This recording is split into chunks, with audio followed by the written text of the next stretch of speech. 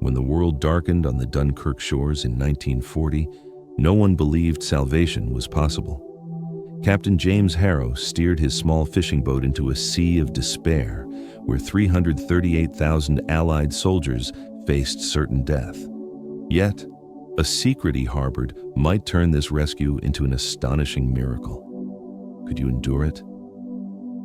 The morning sun cast long shadows across the blood-soaked beaches of Dunkirk as Captain James Harrow gripped the wooden wheel of the Peregrine, his father's old fishing vessel. At 28, he was younger than most captains in the Royal Navy, but war had a way of aging men beyond their years. His weathered hands trembled, not from fear, but from exhaustion. He'd been sailing for 36 hours straight, pulling soldiers from the jaws of death, one boatload at a time. Behind him, the beaches stretched like a canvas of human misery. Thousands upon thousands of Allied soldiers huddled against makeshift barriers, their eyes scanning the horizon for deliverance that seemed as distant as the stars. German artillery thundered in the distance, each explosion sending shockwaves through the sand and into the hearts of desperate men. But James carried something more than hope in his chest, a promise that burned brighter than the fires consuming the French countryside.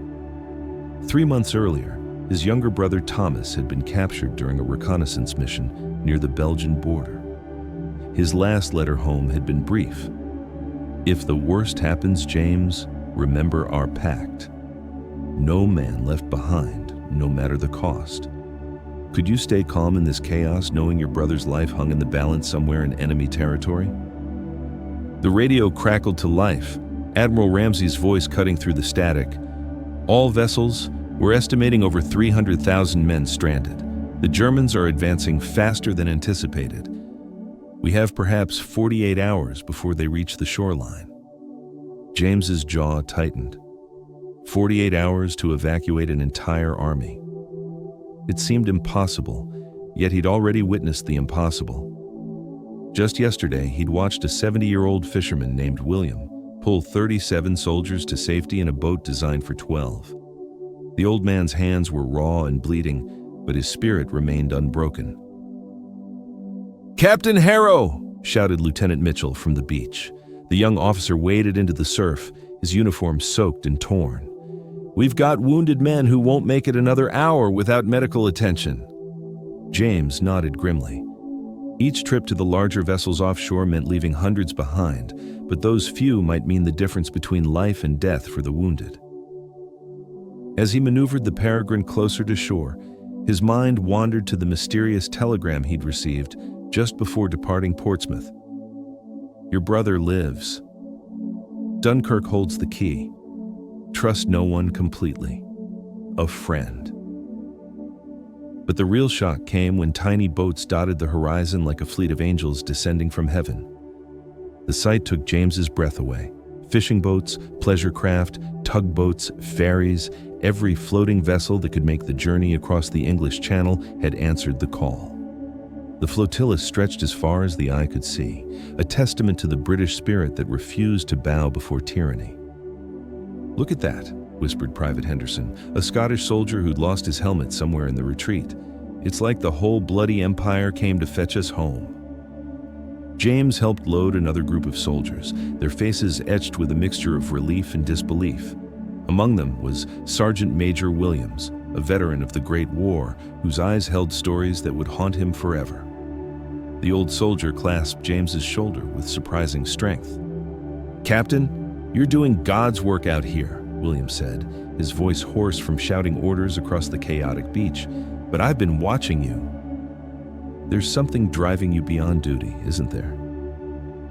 Before James could respond, the distinctive whine of Stuka dive bombers pierced the air.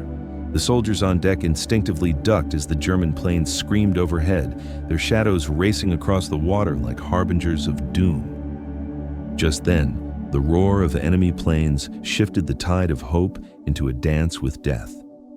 The first bombs exploded just 50 yards from the Peregrine, sending massive plumes of water and sand skyward. James gripped the wheel harder, his knuckles white as he navigated through the chaos. Shrapnel peppered the water around them, and he could hear the distinct crack of rifle fire from the German positions inland. "Keep your heads down," James shouted to his passengers. "We're almost clear." But as they pulled away from the beach, James noticed something that made his blood run cold. Among the German positions, a familiar figure stood observing the evacuation through binoculars. Even at this distance, James recognized the distinctive posture and bearing of Colonel Heinrich Steiner, his former classmate from a pre-war military exchange program. The two men had once shared drinks and debated philosophy in a Berlin cafe. Now, Steiner commanded the very forces trying to prevent the evacuation. James wondered if his old friend recognized the Peregrine, and more importantly, if Steiner knew about Thomas's capture. What would you do if you discovered your childhood friend now stood as your greatest enemy? The journey to HMS Wakeful, one of the larger destroyers serving as a transport ship, took 20 minutes through increasingly rough seas. The destroyer's crew worked with mechanical precision, helping wounded soldiers aboard and sending the walking wounded to other vessels. James had made this trip 17 times in the past day and a half, but each journey felt like the first. As they approached the destroyer, James spotted Captain Morrison on the bridge, his face grim with exhaustion. Morrison had been a mentor to James during his early naval training, and seeing the older officer's weariness reminded James of his own fatigue. "Harrow," Morrison called down. "Intelligence suggests the Germans are planning a major push at dawn. We need every boat we can get working through the night." James nodded, knowing that night operations would be even more dangerous. Without proper lighting, the risk of collision increased dramatically, and German E-boats prowled the waters like sharks sensing wounded prey. You won't believe the betrayal lurking among the troops as darkness fell across the channel. As the Peregrine prepared for another run to shore, James noticed unusual activity aboard HMS Wakeful. Several officers huddled around a radio, their faces pale in the moonlight. Lieutenant Commander Hayes approached James with obvious reluctance. "Captain, we've intercepted German communications," Hayes said quietly. "There's reason to believe enemy agents have infiltrated some of our rescue vessels. We're conducting spot checks on all boats." James felt his stomach drop. The idea that German spies might be sabotaging the evacuation from within was almost too terrible to contemplate. Every minute of delay meant more soldiers trapped on the beach, more lives lost to enemy artillery. "What kind of checks?" James asked. "Documentation, cargo inspection, passenger manifest verification," Hayes replied. "I'm sorry, but it's necessary." As British security officers boarded the Peregrine, James's mind raced. Hidden beneath a false bottom in his supply compartment was something that could be catastrophically misinterpreted: maps of German prison camps that a French resistance contact had smuggled to him, along with intelligence about Thomas's possible location. Wait a moment. What hidden truth drove James's courage beyond mere patriotic duty? The inspection took precious minutes that felt like hours. James maintained his composure as the officers examined his papers and searched the boat's compartments. When they discovered the hidden maps, James's heart nearly stopped. "Captain," said the lead investigator, Commander Phillips, "care to explain these German military positions?" James took a deep breath. The truth was his only option now. "My brother, Lieutenant Thomas Harrow, was captured 3 months ago. These maps show possible prisoner locations. I've been gathering intelligence during the evacuation, hoping to negotiate a prisoner exchange." Phillips studied the maps carefully, then looked at James with new understanding.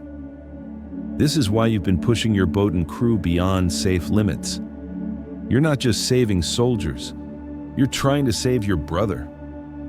The commander's expression softened slightly. "Captain, I understand your motivation, but if the Germans discover you're collecting intelligence, they'll consider you a spy. The risk." "Is mine to take," James interrupted firmly. "Every man on that beach has someone who loves him. My brother's just one among thousands, but he's the one I swore to protect.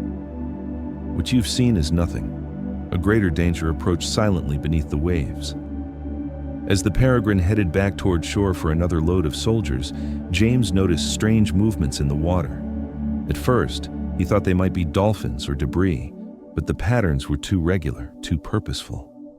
"U-boat!" screamed Private Jackson from the bow. "Periscope, 200 yards to starboard." The German submarine had been stalking the rescue fleet, waiting for the perfect moment to strike.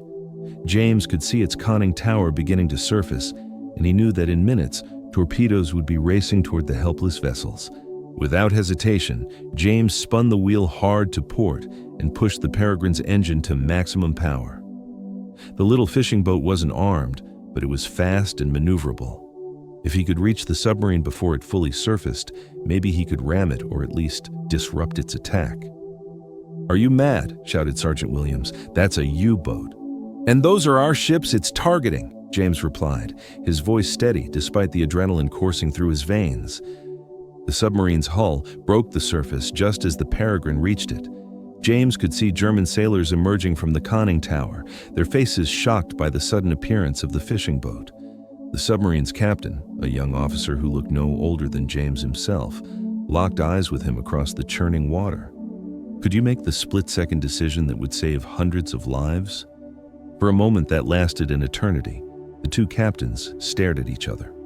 Then, the German officer shouted something in his native tongue, and his crew scrambled to dive. James realized they were aborting their attack rather than risk a collision with the civilian vessel. As the submarine submerged, James felt a mixture of relief and bewilderment. The German captain could have easily ordered his gunners to sink the Peregrine, but instead, he'd chosen to retreat. Perhaps even in the midst of war, some humanity remained. Unbelievable as it seems, a flicker of hope emerged from the chaos when dawn broke over the channel. The new day brought both promise and peril. British RAF fighters appeared overhead, engaging the German Stukas in deadly aerial combat. The sky became a canvas of contrails and tracer fire as the Battle of Britain's opening act played out above the evacuation. James had been operating without sleep for nearly 40 hours, surviving on strong tea and sheer determination. His hands had developed permanent calluses from gripping the wheel, and his eyes burned from the salt spray and smoke. But the sight of Royal Air Force Spitfires diving on German bombers filled him with renewed energy.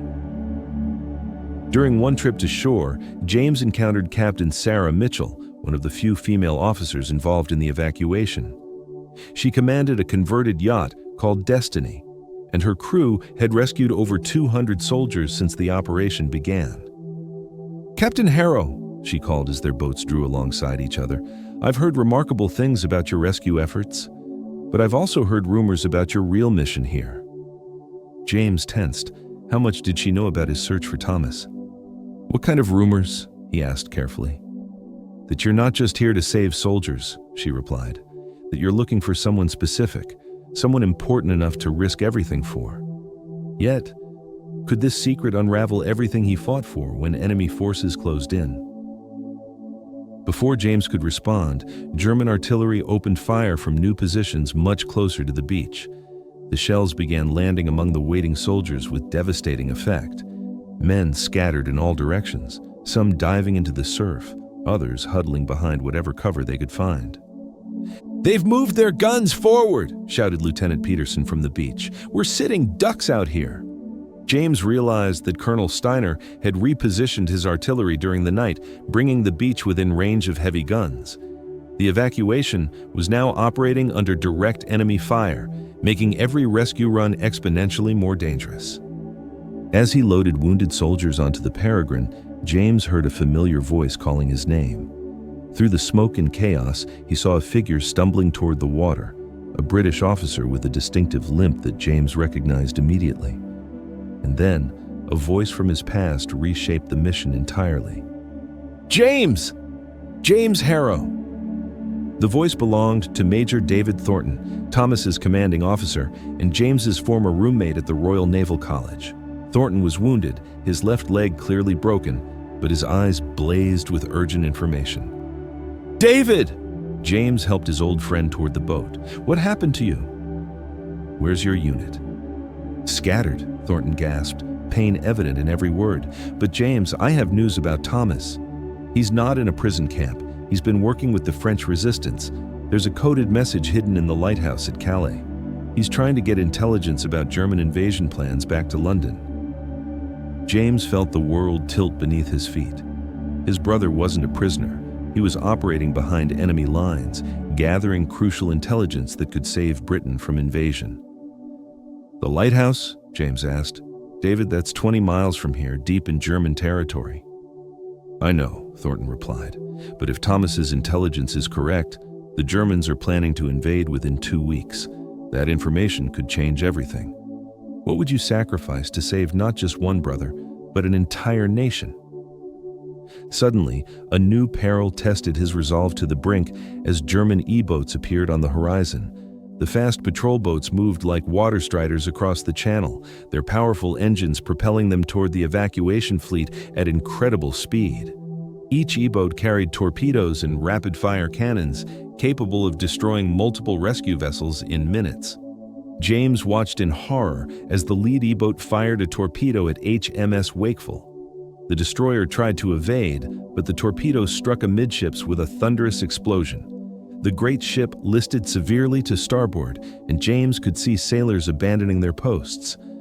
"We've got to help them," Private Henderson shouted.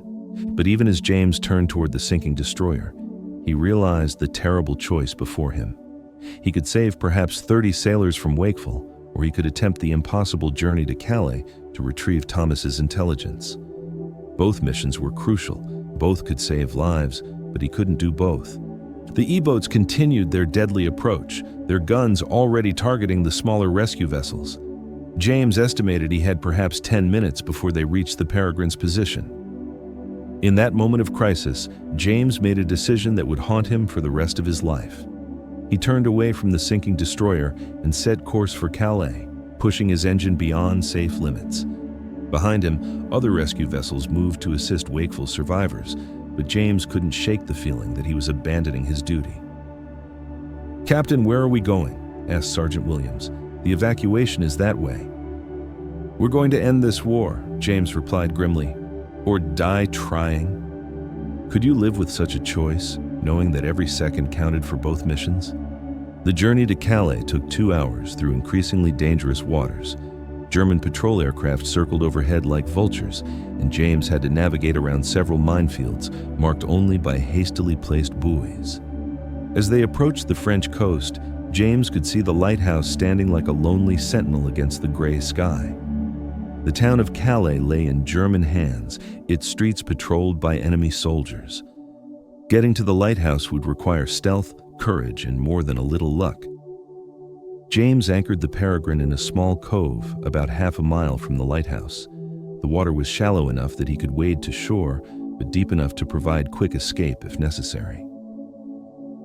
"I'm going alone," he told his passengers. "If I'm not back in 1 hour, return to Dunkirk and report what you've learned." "Like hell you're going alone," said Sergeant Williams, checking his rifle. "That boy in the lighthouse might be your brother, but every man here has someone he wants to get home to." "We're with you, Captain." The 5 soldiers who had volunteered to accompany James moved with the practiced silence of veterans. They had survived the retreat from Belgium, the chaos of Dunkirk, and the terror of the evacuation. One more mission behind enemy lines seemed almost routine by comparison. As they approached the lighthouse, James noticed something that made his heart race. A light was flashing from the tower, not the steady beam of a navigation aid, but the irregular pattern of Morse code. The message was simple but electrifying. "James, intelligence secure. Extraction required. Thomas." Just as victory seemed assured, an unexpected threat emerged from the shadows. German soldiers had been using the lighthouse as an observation post, and James could see at least a dozen enemy troops positioned around the building. Getting inside would require a diversion, and getting out alive would require a miracle. "There," whispered Private Henderson, pointing toward a German supply truck parked near the lighthouse base. "If we could create an explosion," Williams nodded grimly. "I've got enough grenades to make that truck very loud and very bright, but someone needs to get inside while the Germans are distracted." James realized this was the moment everything depended on. His brother's intelligence, the invasion plans, the lives of millions. All of it hinged on the next few minutes. The explosion that followed shattered windows throughout Calais and sent German soldiers running toward the burning truck. In the confusion, James sprinted toward the lighthouse entrance, his heart pounding with each step. Inside the lighthouse, he found Thomas waiting in the lamp room, clutching a leather portfolio filled with documents. His younger brother looked thin and tired, but his eyes blazed with the same determination that had driven James across the channel. "I knew you'd come," Thomas said simply. But as the two brothers embraced, they could hear German voices shouting orders outside. The diversion had bought them precious minutes, but enemy reinforcements were already surrounding the lighthouse. "The intelligence?" Thomas said urgently, pressing the portfolio into James's hands. "Operation Sea Lion, the German invasion plan. It's all there. Dates, landing sites, troop dispositions. This could save Britain." How could two brothers escape when surrounded by an entire German regiment? The lighthouse's spiral staircase seemed to stretch forever as James and Thomas descended toward the ground floor. Through the windows, they could see German soldiers positioning themselves around every exit. The truck was still burning, casting wild shadows across the courtyard. "There's a drainage tunnel," Thomas whispered. "It leads to the harbor. I've been using it to communicate with the resistance." The tunnel was narrow, dark, and filled with decades of accumulated debris. The brothers crawled through the claustrophobic space, the sound of their breathing echoing off the stone walls.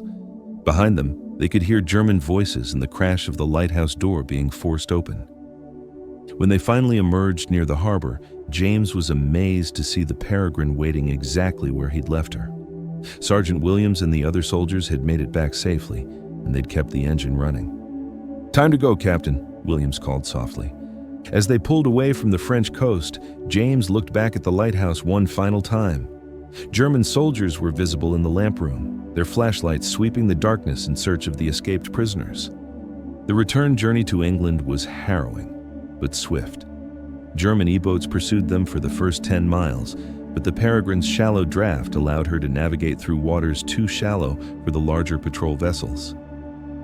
When they finally reached Dover, James immediately contacted Admiral Ramsay's headquarters.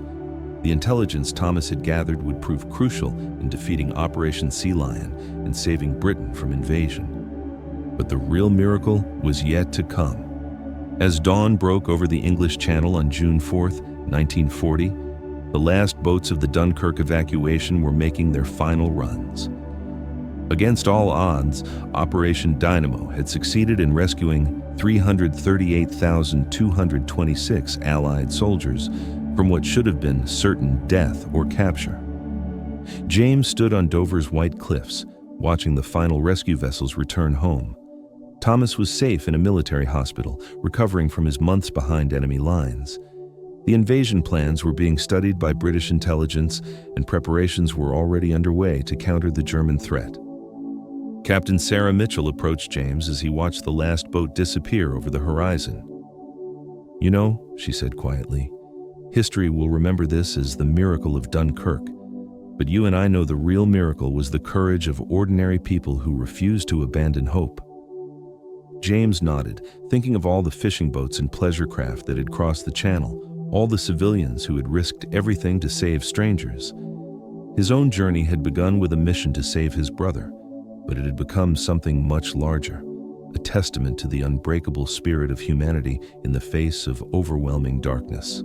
As he walked away from the cliffs, James carried with him the knowledge that sometimes the greatest victories come not from military strategy or superior firepower, but from the simple refusal to leave anyone behind. The war would continue for 5 more years, but the miracle of Dunkirk would echo through history as proof that even in humanity's darkest hour, hope could triumph over despair, and love could conquer the most impossible odds. Could you have made the same choices, faced with such impossible decisions? Let us know in the comments below, and don't forget to subscribe for more incredible stories of courage and sacrifice from history's greatest moments.